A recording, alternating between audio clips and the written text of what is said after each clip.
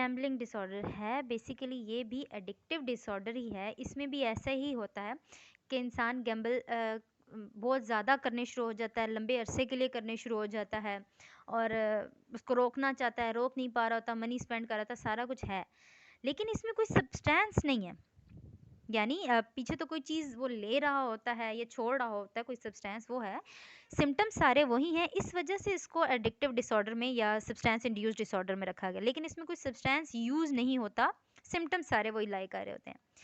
Basically इसमें होता क्या है, आपकी पैसा या बिलोंगिंग्स आपके, यानी घर के कागजात हो गए, जेवर हो गया, इवन के कुछ तो अपने रिश्तेदार अपनी बेटियां वगैरह भी रख लेते हैं, आपके बिलोंगिंग्स और आपके मनी को रिस्क में डाल देते हैं इस पर्पस के साथ कि वो उस चीज़ को विन कर लें।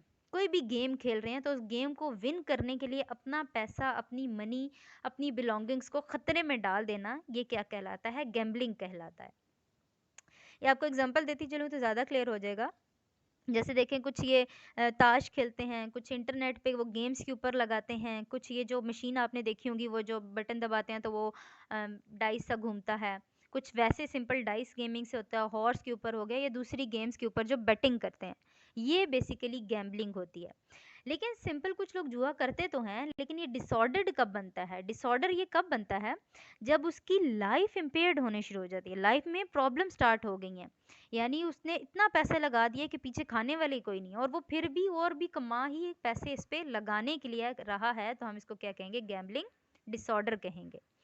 अच्छा, इसका कुछ क्राइटेरियाज हैं जो डीएसएम ने बताए हैं, वैसे तो क्लियर होपफुली हो ही गया होगा आप लोगों को, लेकिन फिर भी देखते हैं। कह रहे हैं कि individual feels the desire to gamble and use more and more money to get the player, यानी उसको क्रेविंग होती है, बेसिकली यहाँ पे समझे, उसको क्रेविंग होती है कि वो ज़्यादा से ज़्यादा खेले, इस पे ज़्यादा से ज़्यादा पैसा लगाए गैम्बलिंग पे।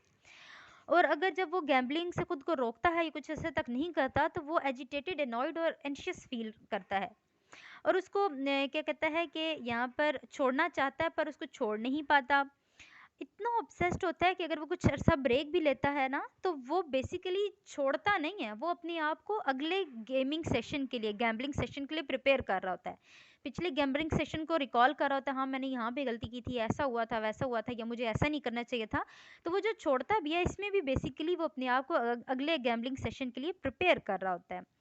और ये याद रखिएगा, गैम्बलिंग वालों से कभी भी पूछें कि आप ये क्यों करते हैं? बस जब मुझे खुशी नहीं होती, मैं चिड़चिड़ा होता हूँ, मुझे नहीं समझ आ रहा था, मैं क्या करता हूँ, तो मैं जाके गैम्बल कर लेता हूँ। लाइक उनकी कॉज बेसिकली यहाँ पे लाई करती है, ठीक हो गया। और वो कह रहे हैं कि यहाँ पर when he defeat during gambling he tries to make up for the loss of the money by going back to gamble, यानी उनसे पैसा हार भी गए हैं लेकिन वो फिर दोबारा दोबारा खेलते हैं अपनी उस मनी को वापस लाने के लिए, लेकिन इस चक्कर में वो अपनी और ज़्यादा मनी को लॉस कर देते हैं। इसके अलावा और he is dishonest in gambling, यानी वो उस गैम्बलिंग में भी डिसऑनेस्ट होता है। यानी अब आप पूछेंगे गैम्बलिंग नहीं, मैं इतना तो नहीं खेलता, या उधर भी झूठ बोलेगा जब गेम